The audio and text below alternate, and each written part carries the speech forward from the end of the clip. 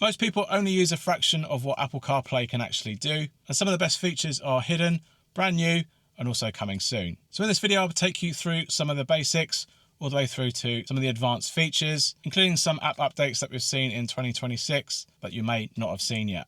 And there's one app in particular that completely changes what you can do with Apple CarPlay, and I'll show you that shortly. So first things first, if you're very new into CarPlay and you don't know how to connect it to your car, there are two options to get things connected. The first is simply using a standard cable, either a USB-A to USB-C cable, depending on what your phone accepts, and simply connect it to your iPhone, and up on the screen will come the ability to enable CarPlay on your car system. So simply go through the menus, and within a few seconds, it should be fired up into Apple CarPlay in no time. For wireless CarPlay, you can simply connect to the Bluetooth protocol on your car system. Once your car system has been detected on your phone, you select the Bluetooth profile, pair with the car system, and accept any prompts on the car system. Tap for connecting to CarPlay.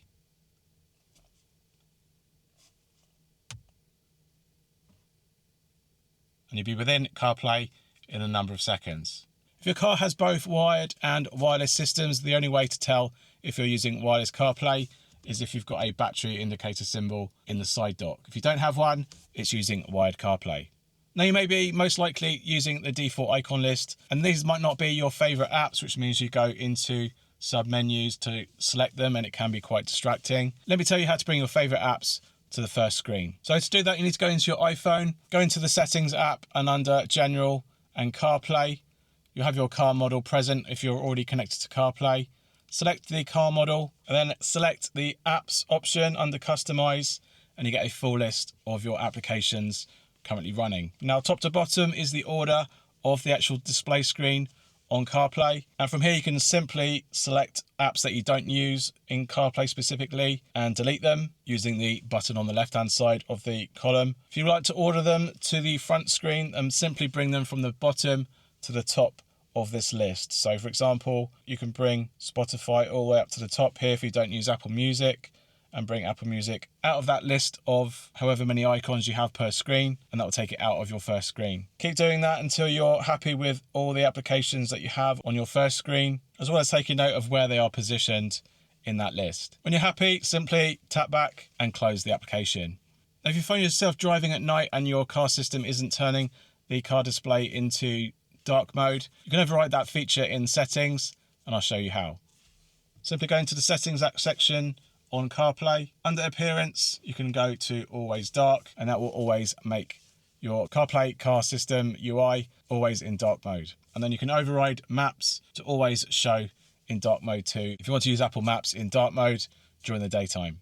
You can further customize your CarPlay home screen using a different suite of icons, simply by going into the Settings section again, Customize Icons, and from here you can actually have a light background with dark icons, or you can actually have clear icons with your background as well. Tapping back will set that in play, and then you've got an entire library suite of clear icons to suit your own preference. Now, if you'll find that you have a larger display in your car vehicle and you don't want to have CarPlay looking as chunky or its own interface being quite large, such as you see here in Apple Maps, you can make everything a little bit smaller and more suited to your car display using Display Zoom. To access that, you go into the Settings section of the CarPlay display, scroll down to Display, and then enable Display Smart Zoom. As you can see, everything gets a little bit tighter, a little bit more refined.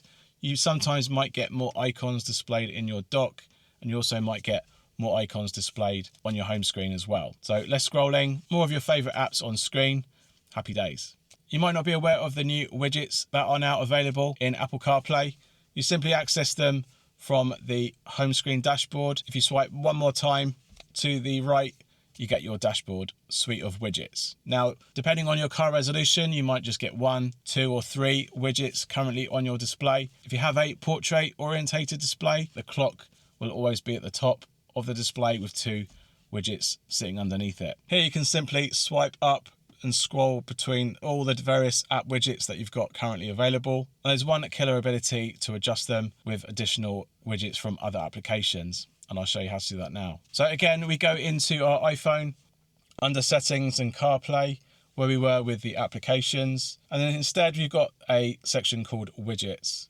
Now here you've got a stack of 3. You might have only 2 or 1, depending on your resolution of display. And just simply select the stack or the column of widget that you want to adjust. You can remove them if you don't use particular widgets, or if you want to keep things a little bit more private. And then at the bottom, you can just simply add a widget, select the widget of choice from the many apps that are currently available, such as ChatGPT, add the widget, and that will immediately update in CarPlay on the widget home screen as well. Widgets are a super way to access home automation. You can simply use the home app and customize that so you can actually access your garage door, home lights, or set the robot vacuuming at home whilst you're driving in the car.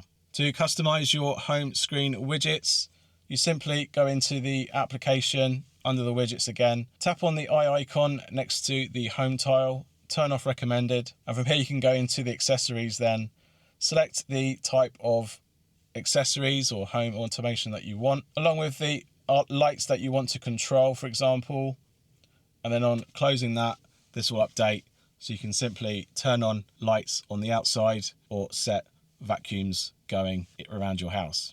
If you're also partially sighted or your car system is a little bit further away and you want to increase the font size, you can simply do that in the accessibility section, change the text size, and from here you can adjust the text size and it will adjust accordingly. Now, if you're using CarPlay and using navigation, or you're listening back to dictation from Siri or audio messages and it's a little bit too quiet, there's a simple trick to increase the volume, and I'll show you how. The best way to do that is as soon as Siri or you're getting navigation commands, simply go to your wheel controls or the volume controls in your car, and whilst that is playing out, if you adjust the volume, it will adjust that volume for that particular type of audio. Now, that might not be always available straight away, but there's one way to do it very quickly, and that is in Google Maps. Simply go into Google Maps, go into the settings section, go to volume. Change navigation volume with this will now start playing out, and you can adjust, see it says voice assistant.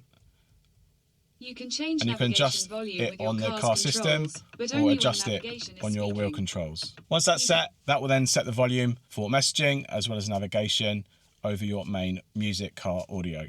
If you have a lot of contacts and you like to pin them to the top of your car display, that is done very, very easily.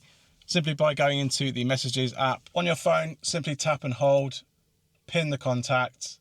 They will appear in the top of the screen, and they'll also appear at the top of your CarPlay display as well for easy access. Now, if you like to reply to messages through emojis, you can also do that in CarPlay now using their built-in Tapback feature. When you receive a text message, simply tap. Test said like and subscribe. Would you like to reply? You should get a Tapback option which you can select and choose the emoji from the default set of emojis that are currently available within CarPlay. If you're bored of your existing wallpapers in CarPlay, you can change those too within a few wallpapers currently set from Apple. You can do that by going into the settings screen, simply going into the wallpapers, and you've got all these wallpapers available. And hopefully you find one that is suitable for your car interior. Sadly, there's no custom wallpapers on iOS at the moment, and it's probably unlikely that we'll see it in the near future either. Come on, Apple, make that happen. Now, if you find yourself on this dashboard screen and you've got this calendar option and you want to get rid of it, you can simply do that by turning off Siri suggestions. To do that, you go into the Settings app, scroll down to Apple Intelligence and Siri, and turn off suggestions in Dashboard. And once you go back, you'll see that panel now removed.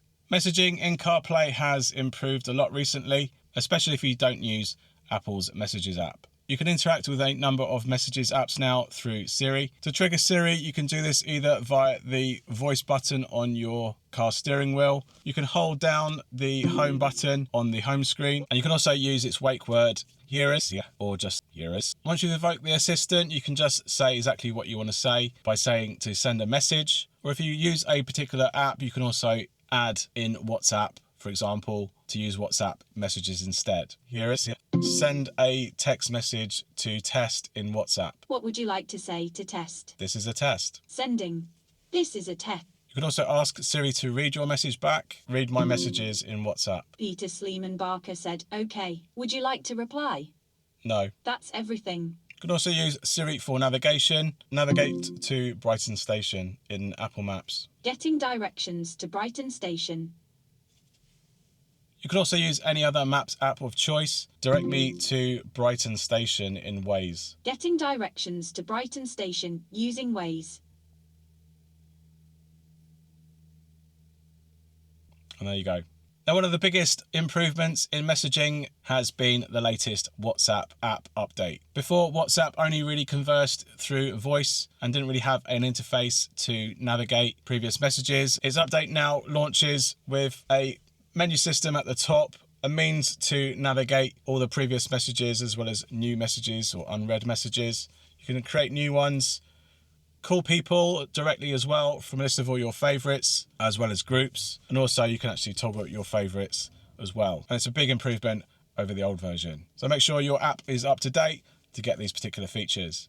Now, until we get iOS 27 and Apple's improvement to its assistant using Google Gemini, right now the only advantage is that you can now use the new ChatGPT app. From here you can simply download it and access all your ChatGPT recent conversations directly within CarPlay. If you have any projects with multiple people, you can access those as well. You can also start new chats as well at the top.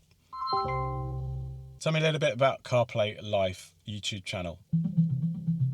CarPlay Life is a YouTube channel run by Anthony Barker, focusing on automotive and lifestyle tech reviews, especially around Apple CarPlay and Android Auto systems. So that will stay persistently through, so you can actually have a full-blown conversation whilst you're driving. So if you are a big user of ChatGPT, then definitely consider getting this app prior to a much more bigger integration in the next upcoming iOS update, most likely at the end of this year. If you're a Spotify user or potentially even similar to Apple Music as well, there are a number of great features in CarPlay for that too. Whilst you're driving, you can share your playlist along with your other passengers, also using the Spotify app on their phone. They can simply go to the Q and Jam section. They can then scan that QR code at the top there of the screen there, access your playlist and adjust any tracks that you're all listening to in the car that way. And both apps have the functionality of offline downloading. So if you are on the move and you want to access your music where network issues might occur on the road, you can do this by simply going into the Spotify app, select your playlist of choice, tap the download button, and that will download all the tracks to your phone so you can actually play them without any interruption or any network issues whilst on the move. Now, if you'd like to use radio, you have two options to use your car FM or DAB radio alongside CarPlay. To do that, you go into your car system as you would do normally by going into the Home app, selecting your radio of choice, and then simply navigate back to CarPlay. One thing you do have to be aware of, make sure that any music is currently stopped or paused. Otherwise, it might find that it might actually cut out the audio, and that allows you to navigate and have radio running alongside it. And if it was to cut out, you simply navigate back to your car system radio, play the radio again, jump back into CarPlay with that music paused, and then you can actually resume your navigation that way. If your car doesn't have a DAB system and you'd like to get more international based radio running through your car system via CarPlay, just simply download the TuneIn app or very similar apps that run radio networks, and then get access to all that similar DAB content across the internet running on your car system. One of the fundamental uses of CarPlay is navigation, and you've got lots of applications to offer you navigation within CarPlay. Now, depending on your own preferences, you might prefer one or the other. Personally, I have all three installed on CarPlay because they all each have their own personalities as well as advantages whilst navigating. Apple, I prefer for its simplicity, its richer 3D view, integration with the phone ecosystem to allow you the ability to share ETA with friends or family so that they know whereabouts you are and how far away you are from reaching them. I like Google Maps for its searchability and its recommendation system. Google Maps also is the view that actually has satellite imaging within CarPlay, and I'll show you how to enable that now. You simply tap the settings icon, you've got satellite map which you can then turn on, and then you've got satellite view within your CarPlay navigation experience. You can also further customize your Google Maps experience changing the car avatar. Simply in the settings section, select driver avatar, and you can find a avatar that suits your own vehicle. Select it, and that now changes your car view along with that avatar as well. Waze is another favourite with its crowdsourcing information of hazards, speed cameras and traffic updates that are created from actual Waze users on the road. It's something that Apple and Google Maps has also integrated, but I don't feel that they're actually as widely used as Waze is. Waze can also be a little bit gung-ho on its navigation plotting. So if I don't know where I'm going, I'd rather use Google over Waze, even though Google and Waze are pretty much the same company. But Apple Maps has improved over the years since its integration into iOS, and it's soon becoming my go-to app of choice for general navigation of where I know I will be going. Another advantage if you have a bad network signal whilst you're navigating is downloading maps. Both Google and Apple Maps support this facility. In Apple Maps, you simply tap on your avatar on the home screen, select offline maps, download a new map. You can use your current location to choose an area that's nearest to you. Select an area where you will most widely use for offline mode purposes, and then simply press download to download that map directly to your device. Now, if you run out of signal on the move in that region, it will switch to offline mode of maps and continue to supply maps and navigation, even though signal might not be available at the time. In Google Maps, it's very similar. Again, tap your avatar, select offline maps. You can either update or choose a new map by selecting the region, hit download, and you'll download the map directly within that application as well. Maps do expire, so do pay attention of when they expire if you do rely on offline maps quite frequently. Another advantage of Apple Maps is that it can integrate with your Apple Watch for turn-by-turn navigation. So you don't necessarily have to see on the screen when a turn is coming up. You'll also feel it on your Apple Watch as well. This is integrated by default. As long as you've got your Apple Watch running, as well as Apple Maps, you'll be alerted on your watch through haptic taps for turn-by-turn navigation. Another helpful tip in Apple Maps is that if you're planning on leaving the car and you want to be reminded of where your car is positioned on Apple Maps, simply launch Apple Maps before turning off CarPlay, and it will set a pin where your car was originally parked so you can find it when you're returning to it.